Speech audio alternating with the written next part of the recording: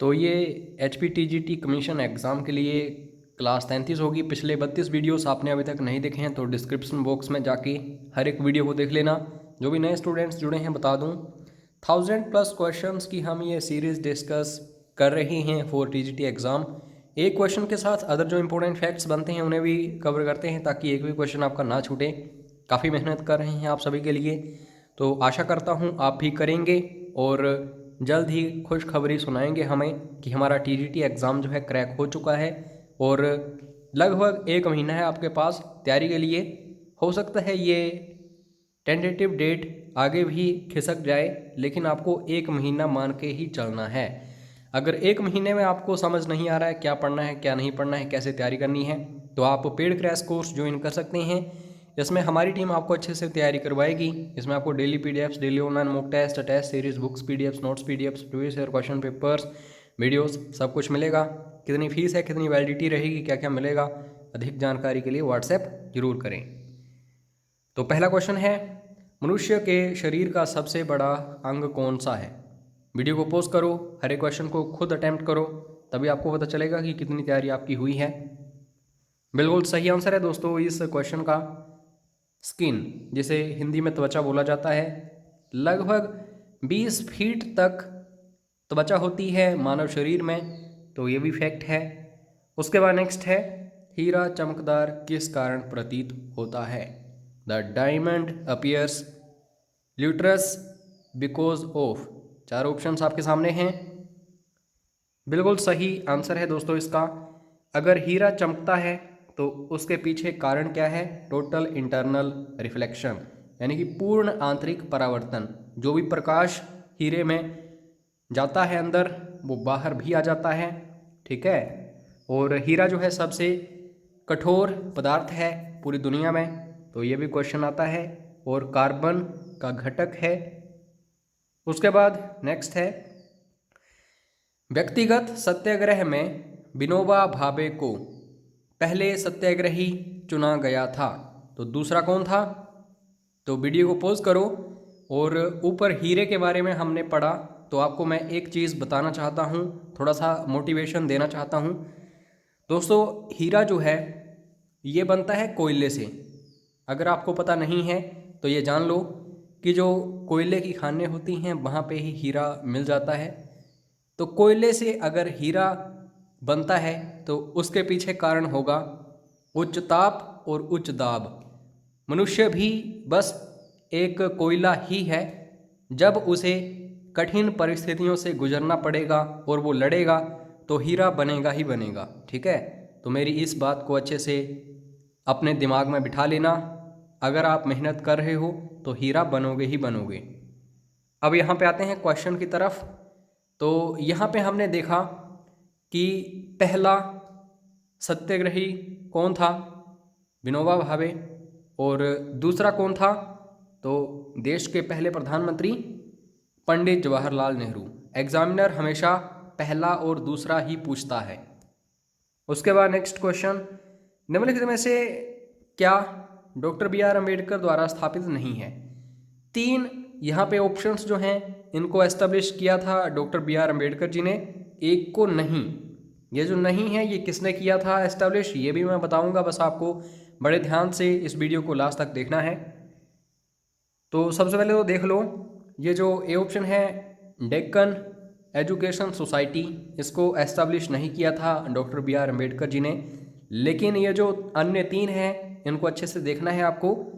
समाज समता संघ हो गया, पीपल्स एजुकेशन सोसाइटी हो गई, डिप्रेस्ड क्लासेस इंस्टीट्यूट, ये तीनों एस्टेब्लिश किए थे किसने? डॉक्टर BR अम्बेडकर ने। तो इनमें से कोई भी आ सकता है एग्जाम में। अब चलिए बात कर लेते हैं डेक्कन एजुकेशन सोसाइटी की, किसने एस्टेब्लिश किया था इसको। तो इसके बारे में जानने के लिए आपको जानना पड़ेगा न्यू इंग्लिश स्कूल के बारे में, क्योंकि इसको एस्टेब्लिश किया था 1880 में विष्णु शास्त्री चिपलंकर और लोकमान्य बाल गंगाधर तिलक के द्वारा। तो ये एक इम्पोर्टेंट फैक्ट निकल के सामने आ गया। फिर इन्होंने क्या किया, 1884 ईस्वी में डेक्कन एजुकेशन सोसाइटी जो है ये एस्टेब्लिश कर दी इन दोनों व्यक्तियों ने, और साथ में 2-3 बंदों को और जोड़ा। For example Gopal, Ganesh Agarkar, Mahadev Ballal, Namjoshi and so on. तो इस तरीके से आपको देखना होता है, इंपॉर्टेंट चीज़ें हैं ये सारी। और डिप्रेस्ड क्लासेस इंस्टीट्यूट जो है ये 1924 में doctor B are Ambedkar ji ने एस्टेब्लिश किया था। और पीपल्स एजुकेशन सोसाइटी जो है ये 1945 में एस्टेब्लिश की थी। और समता सैनिक दल जो है ये दोस्तों 1924 में एस्टेब्लिश हुआ था। तो इन चीज़ों को भी अच्छे से देखना। आप सभी बोलेंगे कि इतना ज़्यादा कौन पढ़ेगा, कौन याद करेगा। मेरी बात ये याद रखना, एग्ज़ाम सिर्फ उन्हीं का क्रैक होता है जो टॉपर होते हैं, वो खुद याद करते हैं। वो ऐसा नहीं बोलते कि इतना कौन याद करेगा, इतना ज़्यादा हो जाएगा एंड सो ऑन। ठीक है, तो कभी भी तैयारी करो किसी एग्ज़ाम की तो पास नहीं होना है, टॉपर बनने की कोशिश करो। फिर देखो कमाल कैसे एग्ज़ाम्स क्रैक नहीं होते।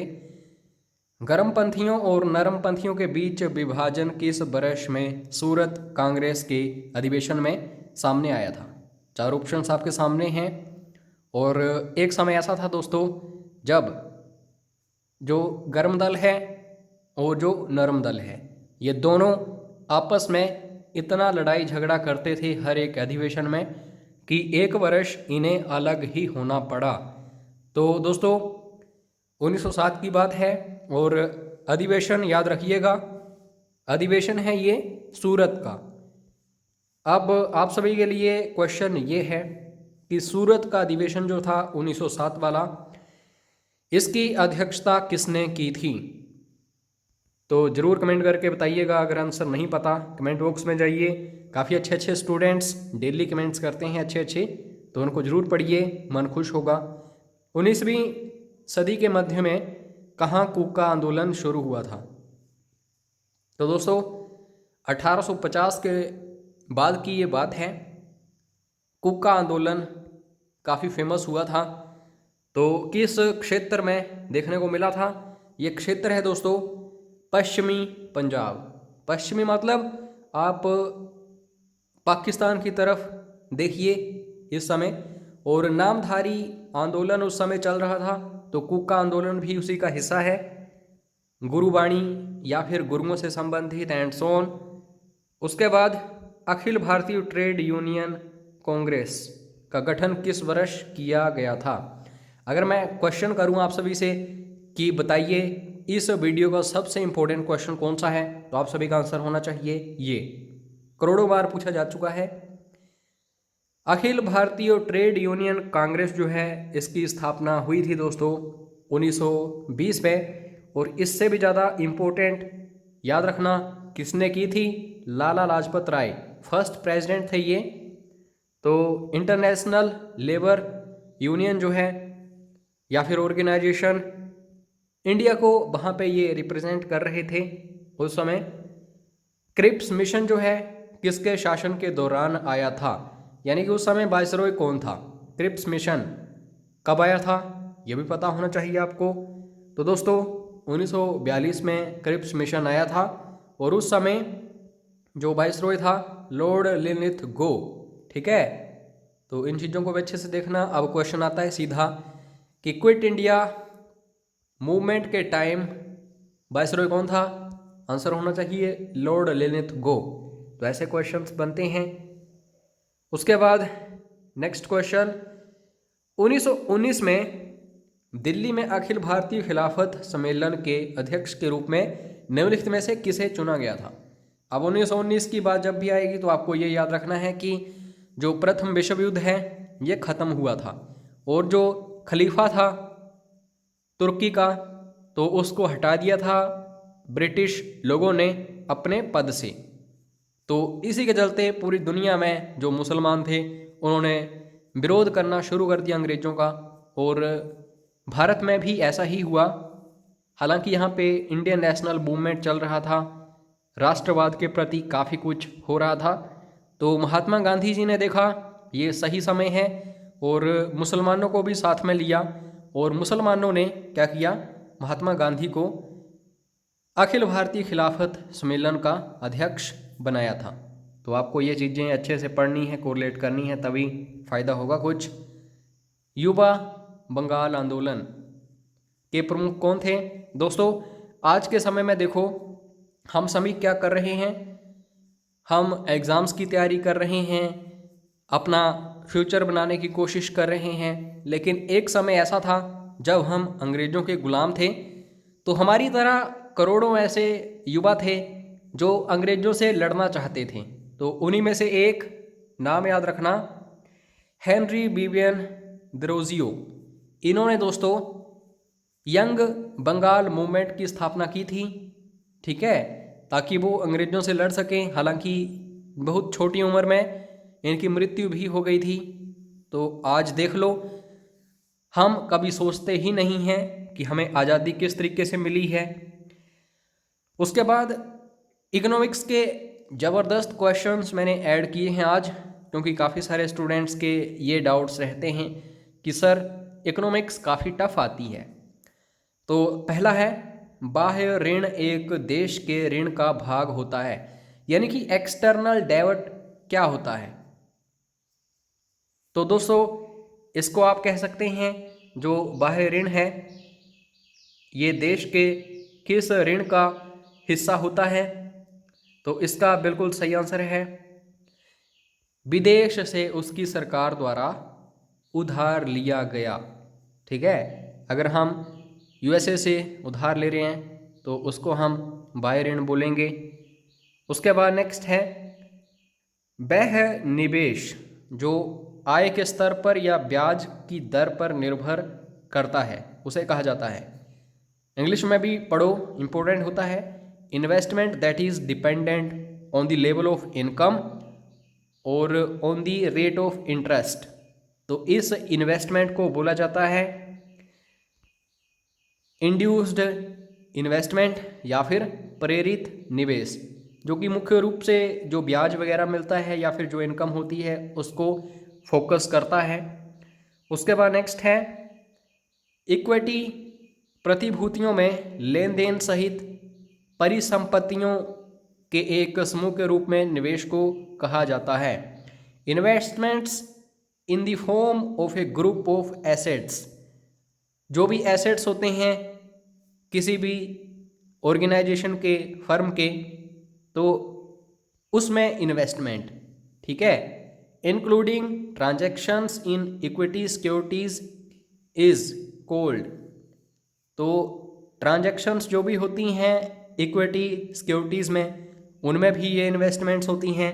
तो इसको बोला जाता है दोस्तों पोर्टफोलियो इन्वेस्टमेंट। तो इसमें पोर्टफोलियो इन्वेस्टमेंट में हमने क्या देखा कि इसमें एसेट्स जो होते हैं किसी भी फर्म के और जो इक्विटी सिक्योरिटीज़ जो होती हैं उनमें ट्रांजैक्शंस, तो इन चीज़ों के ऊपर ये फोकस होता है इन्वेस्टमेंट्स। उसके बाद नेक्स्ट है विदेशों में अपने घरेलू विक्रय मूल्य से कम मूल्य पर माल बेचने की क्रिया को कहा जाता है। सपोज करो दोस्तों, अगर हमारे यहाँ 100 रुपये की कोई चीज़ बनी है, अब इसको छोड़ो, मैं चाइना का एग्जांपल आपको दे रहा हूँ क्योंकि ये चर्चा में है आजकल। तो यहाँ पे जो यानी कि चाइना में जो मटेरियल बनता है, जो भी उत्पाद बनते हैं, अभी बांग्लादेश में क्या करेगा, जाके 97% पर बेचेगा। इसका मतलब यह है कि अगर चाइना में कोई चीज़ 100 रुपये की बनी है तो वो बांग्लादेश में जाके 97 रुपये की बेचेगा। तो इस चीज़ को क्या बोला जाता है? इस चीज़ को बोला जाता है दोस्तों डंपिंग। मोस्ट इंपॉर्टेंट है, पता नहीं कितनी बार एग्जाम्स में आ चुका है। उसके बाद नेक्स्ट है समय की एक निर्धारित अवधि में एक देश और दुनिया के शेष हिस्सों के बीच किए गए सभी लेन देन के विवरण को निम्न में से क्या कहा जाता है? तो है क्या इसमें the statement of all transactions made between entities in one country and the rest of the world over A defined period. एक समय आपको दिया गया है, एक कंट्री और दूसरी कंट्री के बीच जो भी ट्रांजैक्शंस होंगी उनका स्टेटमेंट जो है उसको क्या बोला जाएगा? उस चीज़ को बोलते हैं दोस्तों बैलेंस ऑफ पेमेंट्स, ठीक है। तो जो डेफिसिट देखा जाता है बजट के दौरान वो बैलेंस ऑफ पेमेंट्स के थ्रू देखा जाता है दोस्तों कि एंट्रीज जो की गई हैं, जो भी वहाँ पे लेन देन हुए हैं। सपोज करिए अगर हम यूएसए के साथ अपना देखते हैं इंडिया का, तो देखा जाएगा कि यूएसए से हमने कितना परचेज किया है और हमने यहाँ पे कितना भेजा है, फिर बैलेंस बनाया जाएगा। तो इस तरीके से इसको बोला जाता है बैलेंस ऑफ पेमेंट्स। उसके बाद नेक्स्ट है रुपए की पूर्ण परिवर्तनीयता का अर्थ है, इंग्लिश में देखो क्या बोला जाता है इसे, फुल कन्वर्टिबिलिटी ऑफ ए रूपी, यानी कि पैसा जो है उसे पूरी तरह परिवर्तित करना कहीं पे। तो इसका अर्थ आप सिंपल सा देख सकते हैं वीडियो को पॉज करके। दोस्तों इसको बोला जाता है कन्वर्टिबिलिटी ऑफ मनी। मांग और आपूर्ति की बाजार शक्तियों द्वारा रुपए और विदेशी मुद्राओं के बीच विनिमय की दर का स्वतंत्र रूप निर्धारण। Determination of rate of exchange between rupee and foreign currencies, चाहे डॉलर हो, येन हो, रेनमिंबी हो या फिर जो भी हो उसमें, और रुपी में एक्सचेंज, और freely by the market forces of demand and supply. तो मार्केट जो है डिमांड एंड सप्लाई पर चलता है और ये बिल्कुल फ्री होना चाहिए, ऐसा नहीं कि कहीं से नियंत्रण हो इसके ऊपर। तो इस चीज़ को हम कन्वर्टिबिलिटी ऑफ मनी बोलते हैं। एसडीआर, और आपको बता दूं ये आईएमएफ में चीज़ इस्तेमाल होती है एसडीआर जो है। तो दोस्तों ये जो एसडीआर है एक अंतर्राष्ट्रीय आरक्षित संपत्ति है जो डैश द्वारा बनाया गया है। तो बिल्कुल सही आंसर है दोस्तों आईएमएफ। और आपको कमेंट करके आईएमएफ के बारे में बताना है, इसका हेडक्वार्टर कहाँ है, एस्टेब्लिश कब हुआ था, इसके समय चेयरमैन कौन है, and so on, full detail बताइएगा।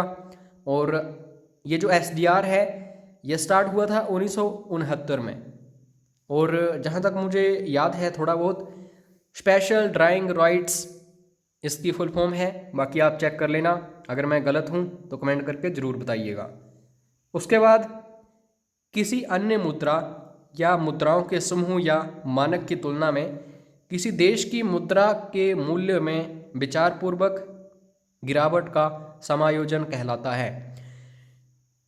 Deliberate downward adjustment of the value of country's currency relative to another currency. USA dollar है और हमारा इंडिया रुपी। तो डॉलर की तुलना में पैसा कमज़ोर हो रहा है, ठीक है। तो इस स्टैंडर्ड को क्या बोला जाता है? तो 4 ऑप्शंस आपके सामने हैं, और जब भी पैसा वगैरह गिरता है तो हम वहाँ पे डिवैल्यूएशन यानी कि अवमूल्यन का नाम लेते हैं। तो सी इज़ राइट आंसर, इसको देख लेना अच्छे से। उसके बाद नेक्स्ट क्वेश्चन,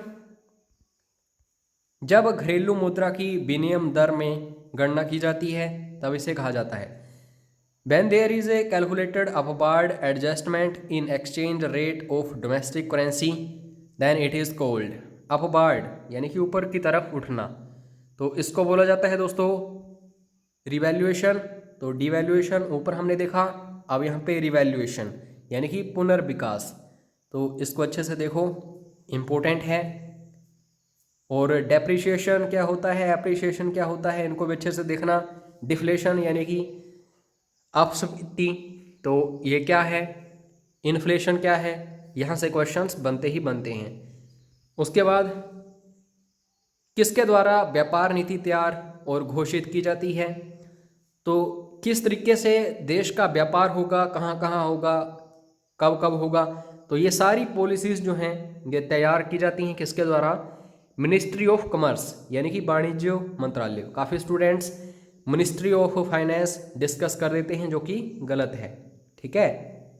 तो इस वीडियो की पीडीएफ फाइल फिर आपको व्हाट्सएप पर मिल जाएगी। बाकी पेड गैस कोर्स की जानकारी आप लेना चाहते हो तो व्हाट्सएप कर सकते हैं। अपना कीमती समय देने के लिए धन्यवाद। जय हिंद, जय हिमाचल।